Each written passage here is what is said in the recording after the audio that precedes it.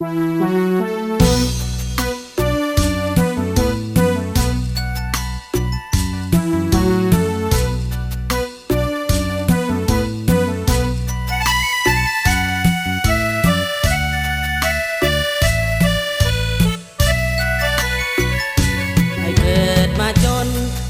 ็นคนบ้านนอกคอกนาอยู่ตามภาษาฐานะคนจนต้อยต่ำจะมีสาวใดสนใจจะมาแลล้ำโอ้น้องคนงามคงบ่ใจดำทำให้เสียทีอยากเป็นคนรวยมีสาวสวยมาคู่เคียงกายคงจะสุขใจหาไผมาคู่ชีวิตแต่น่าเสียดายอายมันจนเต็มที่เงินทองบ่มี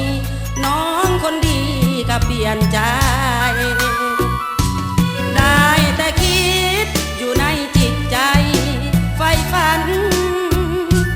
ทุกคืนวันฝันเห็นหน้าอยู่บ่ว่า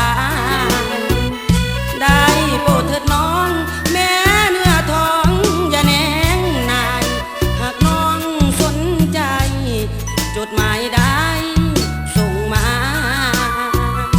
คิดถึงความหลังข้าวเมื่อครั้งยังอยู่เยาว์วัยเคยได้ยอกใยเอาใจหาใครกันมาน้องอย่าลิ้นตัวลงมามัวเอาท่าสองเฮาฮิตมาห่วมวิวาเถิดนะคนดี